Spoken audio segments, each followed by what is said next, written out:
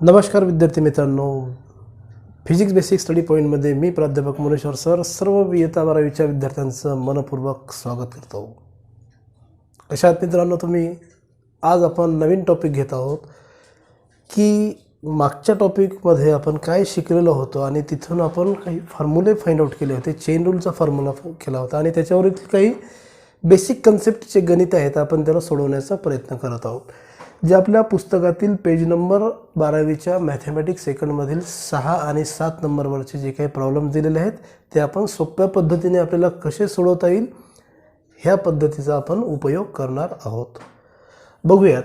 उदाहरणार्थ आपल्याला दिलेलं आहे एखादं एक्सरसाइज सेकंडमधलं differentiate the given function with respect to the x. यामध्ये एकूण आपण जवळपास 5 प्रश्न बघणार आहोत मित्रांनो. आणि या 5 पैकी जो पहिला आहे y is equal to the under root of sine x to the power 3. मग त्याला कशा पद्धतीने आपण डिफरन्शिएट करणार? तर बघा मित्रांनो, आपल्याला जे दिलेले आहेत आपण सोल्युशनमध्ये त्याला लिहूयात. पहिली जी काय आपल्याला फंक्शन दिलेलं आहे this function in the x फॉर्ममध्ये दिलं आहे. म्हणजे आपण y is equal to the आपण याला एफ ऑफ एक्स सुद्धा म्हणू शकतो. Therefore y is equal to आपल्याला दिलेलं जे फंक्शन आहेत ते आहेत under root of sine of x cube. Now differentiate this equation with respect to x on the both side. दोन्ही साईडला आपण त्याला डिफरन्शिएट करूयात. मग याला डिफरन्शिएट करणे म्हणजे काय? तर डी डी एक्सने लेफ्ट साईडला मल्टिप्लाइड करणे, सिमिलरली डी डी एक्सने राईट साईडला सुद्धा आपल्याला काय करायचं आहे? मल्टिप्लाइड करायचं आहेत. आता डेरिव्हेटिव्ह बघा, कंपोजिट फंक्शन आलेलं आहे तिथे. कंपोजिट फंक्शन काय म्हणतो आपण? जसं आपण साइन फंक्शन प्लेन फंक्शन बघितलं तसं आता इथे कंपोजिट आलेलं आहे. मग याला दोन्ही पद्धतीने आपल्याला सोडवता येईल. एक तर composite function by using the chain rule also और सिम्पली मेथडमध्ये सुद्धा आपण त्याला रिप्रेझेंट करू शकतो मित्रांनो. त्यापैकी आपण बघूयात D Y by D X कशा पद्धतीने आपल्याला काढता येईल. D Y by D X is equal to the under root असेल तर आपण काय करतो त्याला सोप्यात सोपं पहिले त्याला अंडर रूटमध्ये जर डेरिव्हेटिव्ह काढायचं असेल तर 2 टाइम्स अंडर रूट ऑफ जी टर्म आहे ती टर्म एकदा घेणे sine of x to the power 3. Sine of x to the power 3 आणि नंतर आपण काय करणार त्याचा डेरिव्हेटिव्ह. कशाचा मित्रांनो? डेरिव्हेटिव्ह ऑफ जो अँगल आहे तर त्या अँगलचा सुद्धा आपल्याला डेरिव्हेटिव्ह काढायचा आहे. मग पुन्हा काय करणार आपण याला ॲज इट इज ठेवायचं 1/2 under root of sine of x to the power 3 into the derivative of कशाचा डेरिव्हेटिव्ह? साईनचा डेरिव्हेटिव्ह काढायचा आपल्याला. पुन्हा त्याचा अँगल एक आलेला आहे. कसा? डेरिव्हेटिव्ह ऑफ साइन एक्स असेल तर तो येईल cos of x to the power 3 into the पुन्हा त्याचा एकदा डेरिव्हेटिव्ह काढायचा आहे आपल्याला. कशाचा? तर या अँगलचा, जिथे with respect to the x आपल्याला काढायचं आहे. परंतु एक्स इथं असल्यामुळं हे अशा पद्धतीने राहील. म्हणून मित्रांनो इथं काय होईल? Cos of x to the power 3 divided by the 2 under root of sine x to the power 3 into the याचा जर डेरिव्हेटिव्ह काढला आपण तर general x to the power एनच्या फॉर्म्युल्यानुसार जर घेतलं त्याला तर पॉवर पुढे घेतला 3 इंटू द एक्समधून एक पॉवर कमी करायचा म्हणजे इथं राहतील 2. म्हणून आपलं टोटल ॲन्सर मित्रांनो आपल्याला असं राहील D Y by D X is equal to the 3 divided by the 2 times cos of x to the power 3 into the x square divided by under root of sin of x to the power 3. म्हणजे अशा पद्धतीने आपण त्याला solve केलेलं आहे. त्याने आपलं answer काय निघालेले आहेत मित्रांनो? 3 divided by the 2 into the cos x to the power 3 into the x square divided by the under रूटमध्ये sine of x to the power 3. Similarly मित्रांनो 2 नंबरचा प्रॉब्लेम असा आहे आपला. सेकंड नंबरचा आहे. सेकंड नंबरमध्ये y is equal to the cot of square आणि टू द पॉवर पुन्हा त्याचा पॉवर दिलेला आहे आपल्याला. किती आहे? अँगलचा पॉवर जो आहे हा किती आहे? क्यूब दिलेला आहे. आता या गणितामध्ये आपल्याला मित्रांनो कळत असेल तर काय झालेलं आहे तिथे समजून घ्या. आपण जर त्याचा जर डेरिव्हेटिव्ह जर काढला तर हा डेरिव्हेटिव्ह आपला कसा निघणार आहे. इथे डेरिव्हेटिव्ह ऑफ कॉट स्क्वेअर आणि पुन्हा त्याच्या अँगलमध्ये किती दिलेले आहेत, अँगलमध्ये दिलेले आहेत आपल्याला x⁻³ म्हणजे या फंक्शन्सला आपल्याला कसं लिहिता येईल मित्रांनो, त्याला आपण असं लिहू शकतो का, याला आपल्याला असं रिप्रेझेंट करता येईल, द कॉट ऑफ x⁻³ हा झाला त्याचा एक अँगल आणि याचा काय आहेत हा स्क्वेअर आहेत, असं सुद्धा आपण त्याला रिप्रेझेंट करू शकतो. मग पुन्हा काय करू, त्याला differentiate this expression with respect to the x. Differentiate with respect to the x म्हणजे त्याला जर डिफरन्शिएट आपण जर केलं तर काय येईल, dy/dx is equal to the मग differentiation with respect to the x म्हणजे इथं काय राहिलं आता कॉट ऑफ x⁻³ आणि त्याचा काय आहेत स्क्वेअर आहेत. मग आपण याचा जर डेरिव्हेटिव्ह काढायचा म्हटलं तर डेरिव्हेटिव्ह कसा काढणार मित्रांनो, पॉवर 2 आहेत, पॉवरला पुढं घ्यायचं, मग 2 × द कॉट ऑफ x⁻³ आणि डेरिव्हेटिव्ह कशाचा राहील मित्रांनो, इथे derivative of cot of x³ derivative. आता इथे कॉट ऑफ x⁻³ कारण इथं काय घेतलं आपण, पॉवर समोर घेतला, एक कमी केलं त्याच्यामधून आणि डिफरन्शिएशन त्याच्या अँगलसोबत. मग सिमिलरली तसंच आता इथे काय होईल मित्रांनो, इथे आपल्याला डिफरन्शिएशन करायचं आहे आणि हे डिफरन्शिएशन अशा पद्धतीचं राहील आपलं. याचा जर डेरिव्हेटिव्ह घेतला तर मित्रांनो आपण डेरिव्हेटिव्ह कसा राहील, 2 × द कॉट ऑफ x⁻³ आणि पुन्हा तिथे पहिल्यासारखंच तिथे किती राहतील x⁻³ आहेत आणि तिथं सोबत त्याच्या स्क्वेअर आहेत.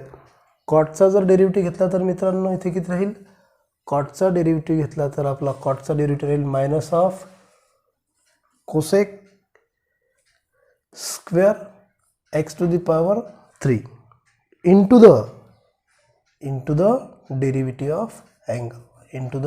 ऑफ अँगल किती आहेत x⁻³. काय झालं मित्रांनो इथे पहा, कॉटचा डेरिव्हेटिव्ह काय लिहिते आता, कॉटचा derivative minus of cosec square x म्हणजे जो अँगल आहे तो, परंतु एकदा अँगलचा सुद्धा डेरिव्हेटिव्ह करावा लागतो आणि अँगलचा डेरिव्हेटिव्ह तो असा राहील.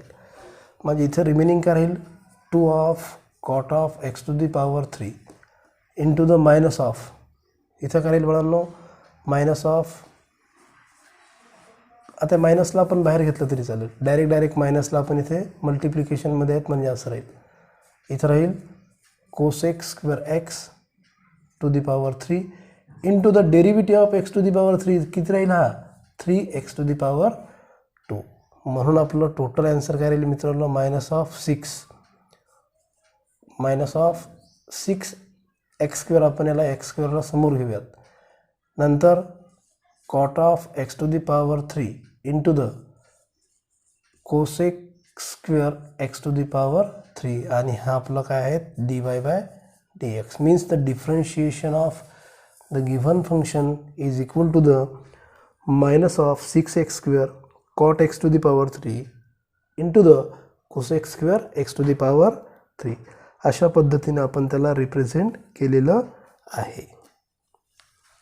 नेक्स्ट प्रश्न आहे आपला मित्रांनो,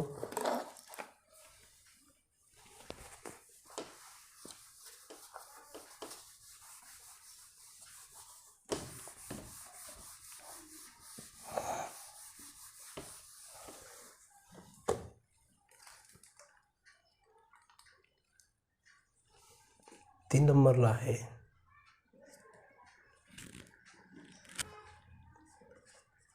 log of y is equal to the log of x⁵. log of x⁵. काय करूयात, आपल्याला गिव्हन इक्वेशन अशा पद्धतीने दिलेलं आहेत. मग काय करूया, त्याला y इज इक्वल टू जे दिलेले आहेत आपण त्याला ॲज इट इज लिहून घेऊयात. log of cos of x⁵. Now differentiate with respect to x on both side, दोन्ही साईडला डिफरन्शिएट करू आपण. त्याला डिफरन्शिएट केल्याच्या नंतर काय राहील मित्रांनो हे dy/dx लेफ्ट साईडला. सिमिलरली डेरिव्हेटिव्ह आपण राईट साईडला सुद्धा करूयात. log of cos of x to the power 5. आपल्याला माहिती आहे मित्रांनो, लॉग जर फंक्शन असेल तर लॉगचं डेरिव्हेटिव्ह डिवायडेड बायमध्ये, डिवाइडमध्ये काय येईल 1 upon cos of x to the power 5 into the derivative of, कशाचा derivative, cos of x to the power 5, cos of x to the power 5. पुन्हा डेरिव्हेटिव्ह जर आपण केला 1 upon cos of x to the power 5 अशा पद्धतीने आपल्याला मिळालेलं आहे. आणि इथे काय होईल, डेरिव्हेटिव्ह ऑफ कॉस, कॉसचा डेरिव्हेटिव्ह मित्रांनो minus sine of x to the power 5 into the derivative of x to the power 5. X to the power 5चा आपण जर डेरिव्हेटिव्ह जर काढला तर तो असं राहील. म्हणजे इथं काय राहील आता मित्रांनो, minus of sine of x to the power 5 divided by the cos of x to the power 5 into the derivative of 5 x to the power 4, 5 x to the power 4. म्हणून आपल्याला ॲन्सर काय मिळणार मित्रांनो, इथे minus of 5 x to the power 4, x to the power 4.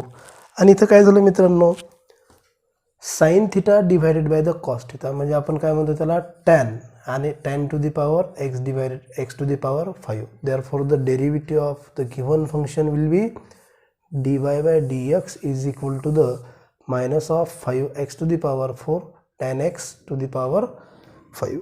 अशा सोप्या पद्धतीने आपल्याला त्याला मित्रांनो सॉल्व करायचं आहे. नेक्स्ट आपला प्रश्न आहेत 3 नंबर झालेले आहेत. 4 नंबरचा प्रश्न आपला अशा पद्धतीने राहील. 4 number it is represented as in the text book page number 6 वरचा आहे हा. y is equal to the x to the power 3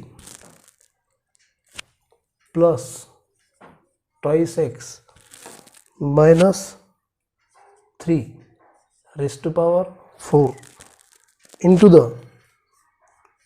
x plus cos x raised to power 3. मित्रांनो आपण काय सांगितलेलं आहे, composite of composite function. Composite of composite function जेव्हा येईल तर तेव्हा आपल्याला दोन्ही पद्धतीचा आपल्याला मेथड वापरता येईल. आता इथे काय झालं, 2 फंक्शन्स आहेत आपल्याकडे, हे एक फंक्शन आहेत आणि मल्टिप्लिकेशनमध्ये दुसरं फंक्शन आहेत. आणि दोन्हीमध्ये जर विचार केला आपण तरी त्याच्यामध्ये कॉस फंक्शन आपल्याला दिलेलं आहे. X to the power 3 plus twice x minus 3 raised to power 4 into the x plus cos x raised to power 3. आणि याला डिफरन्शिएट करायचं आहे. कुठेही न घाबरता मित्रांनो आपण थोडक्यात इथे मल्टिप्लिकेशनचं आलेलं आहे आणि मल्टिप्लिकेशनचा डेरिव्हेटिव्ह आपण काय सांगितलं, first function as it is into the derivative of second plus derivative second function as it is into the derivative of first. त्याच रूलनुसार करणार आपण. याला कन्सिडर केलं फर्स्ट फंक्शन, याला कन्सिडर करू आपण second function.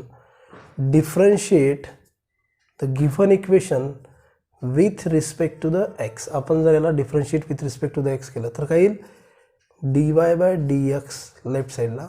Similarly derivative of both म्हणजे काय राहील, x cube plus twice x minus 3 raised to power 4 into the x plus cos of x to the raised to power 3. First function आणि second function असे 2 functions आपल्याकडे आहेत आणि याचा derivative आपल्याला काढायचा आहे. काय सांगितलं आपण, first function as it is म्हणजे काय, x cube plus twice x minus 3 raised to power 4 as it is into the derivative of x plus cos x raised to power 3 plus काय, आता plus second function as it is cos of x to the cos x raised to power 3 into the derivative of, कशाचा derivative मित्रांनो, तर derivative of first function x cube plus twice x minus 3 raised to power 4. चला मग सोडूयात आपण याला. X raised to power 3 plus twice x minus 3 raised to power 4 into the derivative of, आपण जर आता याचा जर डेरिव्हेटिव्ह काढला तर डेरिव्हेटिव्ह काय राहील, पॉवर एक्स आहे इथं 3 आहेत म्हणजे 3 समोर जातील म्हणजे काय राहील मित्रांनो, इथे 3 of x plus cos of x आणि सोबत त्याचा डेरिव्हेटिव्ह राहील इथे. डेरिव्हेटिव्ह कशाचा? तर डेरिव्हेटिव्ह जो काही अँगल आपला शिल्लक राहिलेला आहे त्याचा. इथे इथं राहतील 2. 3 समोर गेले 2 इथं रिमेनिंग राहील. X plus cos of x plus x plus cos of x raised to power 3 as it is into the derivative of 4 इथं जर घेतला आपण तर x raised to power 3 plus twice x minus 3. 4 पुढं गेलेलं आहे ते एक मायनस करा म्हणजे तिथून काय होतील 3 into the derivative of given function x cube plus twice x मायनसचे 3. चला इथे काय राहणार इथे आता? इथे as it is x to the power 3 plus twice x minus 3 raise to power 4 into the इथला 3 जशाला तसा आणि 3चा इथे काय आहे 3 समोर आल्यानंतर 3 इथे 1 पॉवर कमी करायचा होता ना आपल्याला, इथे पाहिजे, हा 2 इथे पाहिजेत म्हणून काय राहील x plus cos x to the power 2 plus आता मी इथे डायरेक्ट लिहिणार मित्रांनो. एक्सचा डेरिव्हेटिव्ह काढला तर किती येईल? हा 1 येईल. कॉसचा डेरिव्हेटिव्ह इथं काय येईल? Minus of sine of x plus इथे काय राहील x plus cos of x इथे into the 4 x to the power 3 plus twice x minus 3 raise to power 3 as it is. आणि यांचा जर डेरिव्हेटिव्ह काढला मित्रांनो आपण तर इथला डेरिव्हेटिव्ह काय राहील? इथला डेरिव्हेटिव्ह डायरेक्टच घेतला आपण तर इथे काय राहील 3x² प्लस 2 आणि इथला राहील प्लस 0. कॅन्सल होईल आणि इथला कॉन्स्टंटचा डेरिव्हेटिव्ह हा नेहमी किती असतो? 0 असतो. आणि इथे आपल्याला कुठल्याही प्रकारचा बदल न करता आपण जर या एक्सप्रेशनला जर फाइंड आउट केलं तर आपल्याला असं लक्षात येईल मित्रांनो इथला जो फॅक्टर आहे तर मग हा फॅक्टर आपल्याला कसा मिळणार आहे? हा ॲज इट इज आपण तिथून जर घेतला तर काय म्हटलेलं आहे आपण? First function as it is म्हणजे इथं रेस टू पॉवर 3 हा 3 जशाला तसा घेतला इथे आपण